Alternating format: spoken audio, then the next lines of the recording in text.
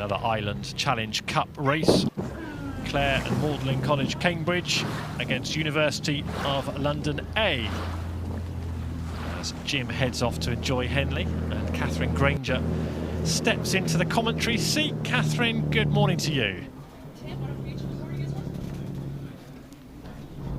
Lovely to join you today, Tim. Thank you for having me here, and a lovely morning as we look up the course today. Yeah, we're just watching this race in the early stages on the Bucks station. University of London A taking early control. We've seen their B crew just a couple of races back, and they were really impressive against Newcastle University A in the same event in the Island. One of the new events for women's eights. This is just the start you want. I mean, in an 8, this feels like you've got a good, comfortable lead. It's been very hard for any crew to come back on you, and you've got clear water already. So further down the water and live, and it's exactly what University of London would have wanted. UL stretching that lead out, and look at the very leisurely rates they can enjoy now. They've got the race completely at their mercy here.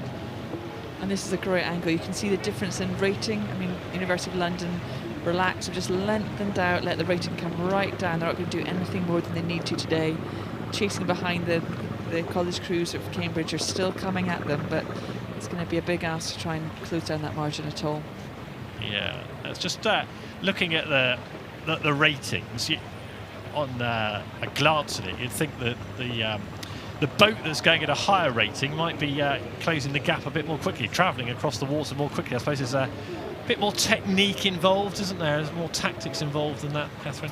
There is technique and tactics involved, and to be honest, especially in a two-boat race, when you're ahead and you can take the rate down like that, you're in complete control, and you can actually, the more relaxed you are, the more efficient you become, and the boat can stay at the same pace as a higher rating boat that's behind you.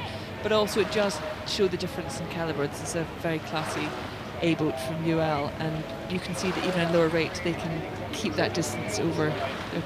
How easy is it to step up and down through different rates and different gears? Because I would have thought there's a danger as a non-rower, as that there might be a danger that you get into a rhythm, a lovely rhythm, a nice slow easy rhythm, and then suddenly you're asked to do a bit more, and actually stepping back up becomes really hard. Yeah, and it's a really good point, especially in the bigger boats. The bigger boats, just because of the mass weight of them, they have the momentum. Once they're up at speed, they can continue the speed. If you drop them down a long way, it can take quite a big effort to bring them back up to speed.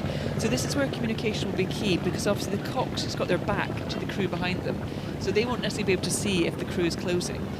So the stroke person usually will be having one eye on that closing crew, if there's a crew behind them like this, and as soon as they see the margin, if you get uncomfortable, if you're in the stroke seat and you think, gosh, this is getting a bit close, you'd say very quickly to the cox, let's just lift it a slight bit, and a very well trained crew will be able to move between rates reasonably easily, and power as well.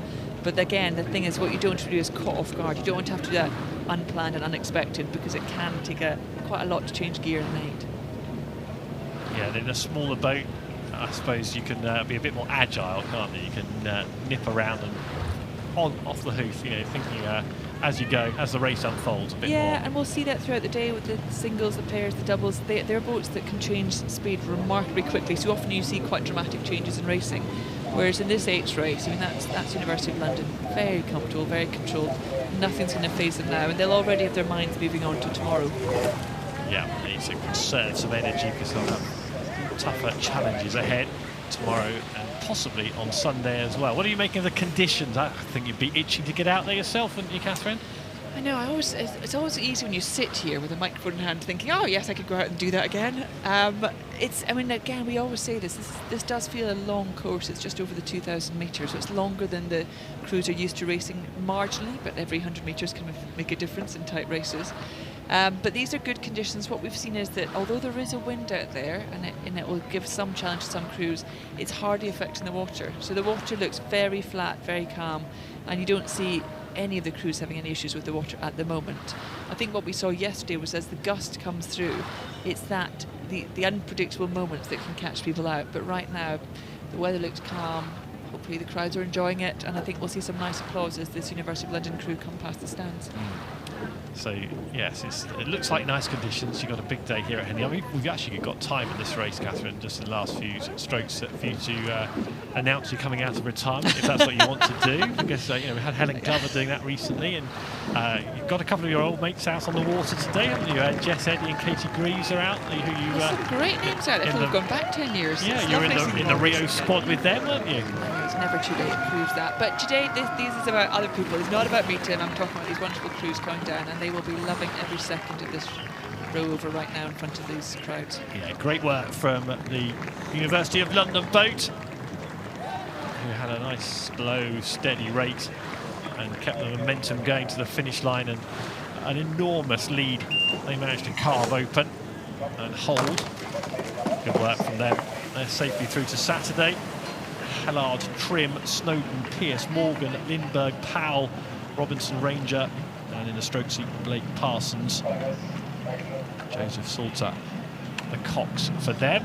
And we'll just wait for the arrival of the boat. It's found it hard going. We have to. We always do say this, and we should. Just to get to this course, to qualify to get into these races, these are very competitive events, and it's still a really big deal for any of the crews to come down this course in front of these sort of crowds. It's a big day for them all, and what's wonderful to see is they're fighting all the way. They're going to take the race right to the finish line, even if they know the race is long over. What an experience for them in front of these big crowds, right close by on the banks. Big crowds, even though it's early on in the day. And they've worked really hard to have got to this point. Done well to get through the previous couple of rounds as well. Any boat that's still here on a Friday is well worth applauding over the line, as they are now.